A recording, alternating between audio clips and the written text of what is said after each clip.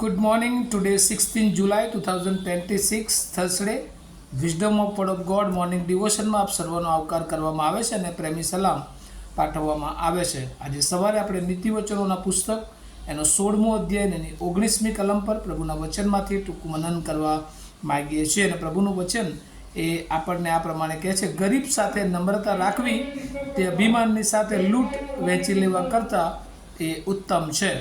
Proverbs chapter 16 verse 19, better to be lowly in spirit and among the oppressed than to share plunder with the proud. ઈશ્વરના વચનોમાં આપણે જોઈએ છે આજે જે theme છે પ્રભુના વચનોમાં કે લૂંટ કરતાં નમ્રતા શ્રેષ્ઠ છે. હ્યુમાલિટી બેટર દેન પ્લન્ડર. આપણે બાઇબલ તરફ જ્યારે દૃષ્ટિ કરીએ છીએ ત્યારે પ્રભુના વચનોમાં જોઈએ છે કે મોટા ભાગે ઈશ્વર એ હંમેશા જે ઓપ્રેસ લોકો છે, જે દુભાયેલા છે, જે ગરીબ છે એ લોકોના પક્ષમાં જાણે કે ન્યાય અને નેકીની વાત કરે છે. અને એમાં ખાસ કરીને આપણે જો આમોસ પ્રબોધકનું પુસ્તક જોઈએ તો ત્યાં ઇઝરાયલ પ્રજાને એ આમોસ પ્રબોધક મારફતે કહે છે કે જો તમે સાબાત પવિત્ર પાળતા હોય, તમે દશાંશો આપતા હોય, પણ જો તમારામાં ન્યાય નેકી નથી તો આ બધું જ એ ઈશ્વરને પસંદ પડતું નથી. અને આજે પણ આપણે જોઈએ છીએ કે ઘણી બધી વાર આપણી આસપાસ જે વાળાઓ શારીરિક રીતે નબળાઈ હોય છે, બીમારો હોય છે, જે લોકો ગરીબ હોય છે, તેઓને ઘણી બધી વાર આપણે લક્ષમાં લેતા નથી. પણ બાઇબલ આપણને કહે છે કે ઈશ્વર એ સર્વનો ઈશ્વર છે અને એટલા માટે ગરીબો પ્રત્યે આપણું હંમેશા એ વલણ એ નમ્રતા તરફનું હોવું જોઈએ. કારણ કે ઘણી બધી વાર આપણે એમને એ બાયકોટ કરતા હોઈએ છીએ અને મંડળીઓમાં પણ એમનું સ્થાન આપણે જોઈએ છે કે એમનામાં નિમ્નતા અથવા તો એમને મંડળીથી ઘણી બધી વાર એ જે રીતે એમને જવાબદારી સોંપવી જોઈએ એમાં આપણે ઘણી બધી વાર એ એમને અલગ રાખીએ છીએ. અને આવું ઇઝરાયલમાં પણ થતું હતું કે જ્યારે યહૂદી પ્રજા જ્યારે આ યહૂદી લોકો પ્રભુનું ભજન કરતા હતા, સાબાત પવિત્ર પાડતા હતા અને ઘણી બધી વાર એ બહુ નિયમિત રીતે દશાંશો આપતા હતા, પણ તેમ છતાં પોતાના ઘરોમાં તેઓ ગુલામોને રાખતા હતા. અને એ લોકોને પ્રભુ પર વિશ્વાસ કરતા હોવા છતાં પણ તેમને સાબાત પવિત્ર પાડવાની છૂટ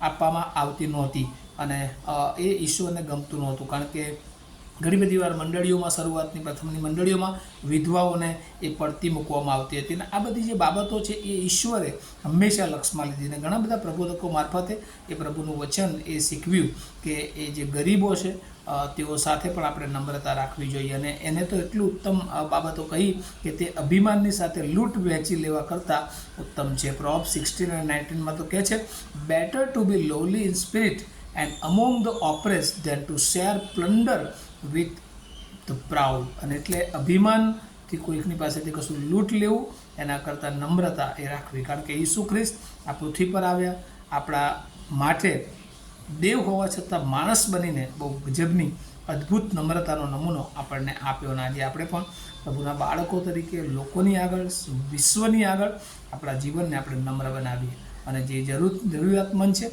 એને હંમેશા આપણે મદદરૂપ બનીએ. કારણ કે આપણી પાસે પણ જે કંઈ છે એ ઈશ્વરનું છે અને ઈશ્વર દ્વારા આપણને પ્રાપ્ત થયું છે. ત્યારે ન્યાય નેકી પડતા ન મૂકીએ, પણ હંમેશા આપણે દેવને પસંદ પડે એવી રીતે આપણી મંડળીમાં જો એવા પરિવારો છે કે જેઓને જરૂર છે તો ચોક્કસ એ લોકોને આપણે મંડળી તરીકે, વ્યક્તિગત જીવનો તરીકે પ્રભુએ આપણને આશીર્વાદો આપ્યા છે તો આપણે એમને મદદરૂપ થવું જોઈએ. આ વચનો સમજવાના માટે પ્રભુ એની બહુ જ કૃપા આપણ સર્વને આપો. આવો આપણે પ્રાર્થના કરીએ. પ્રભુ અમે બહુ આભાર માનીએ છીએ આજનું જે વચન તમે અમને શીખવ્યું છે કે પ્રભુ અમે ગરીબોને લક્ષમાં લઈએ અને ગરીબો પ્રત્યે અમારી નમ્રતા હોય. એટલે બીજા અર્થમાં કે ગરીબોને પ્રભુ અમે માન આપીએ, ગરીબોને અમે મદદરૂપ થઈએ કે જેઓને આ પૃથ્વી પર પ્રભુ જે જરૂરિયાતો છે એમાં પ્રભુ અમને આપ્યું છે તો અમે એમને સક્ષમ કરીએ. કારણ કે પ્રથમની મંડળીમાં અમે જોઈએ છીએ કે જેની પાસે 2 હોય એ જેની પાસે ન હોય એને વહેંચી નાખવાનો એ દેવનો નિયમ હતો.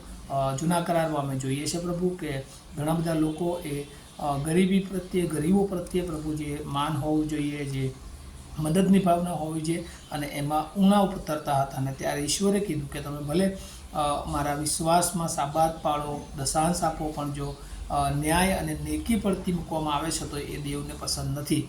અને એ જ રીતે આજે અમને પણ તમારી કૃપા આપો બહુ વ્યવહારિક જીવન જીવવાને માટે. વિશ્વાસ અમારો એ હજુ ઘણા બધા લોકોને પ્રભુ અમે વિશ્વાસ દ્વારા અમારી પાસે જે કંઈ છે એ શેરિંગ કરી શકીએ. અને પ્રભુ એ દ્વારા તમારો મહિમા જેમ તમે માણસ બનીને માણસને બચાવવાને માટે આ પૃથ્વી પર આવીને માણસની જરૂરિયાત પ્રમાણે પ્રભુ એના જીવનને સાથે તમે કાર્ય કર્યું, એ જ રીતે અમે પણ લોકોને જેવો અમારી જરૂરિયાત છે એ દરેકને માટે અમે ઓપન બનીએ, નમ્ર બનીએ અને એ અમારા જીવનોમાં આવે કે જેથી કરીને તમારો જે ઈરાદો છે, દેવનું રાજ્ય પ્રભુ અમારા દ્વારા સ્થપાય અને એમાં અમે ઉપયોગી પાત્રો બની શકીએ. આ વચનો સમજવાને માટે પ્રભુ અમે સર્વ તમારી કૃપા માંગીએ છીએ. આજની આ પ્રાર્થના અમારા ધન્યતાના પ્રભુ ઈસુના નામમાં માંગીએ છીએ, માટે સાંભળો, તેનો સ્વીકાર કરો. આમીન. Have a nice day to all of you. Thank you.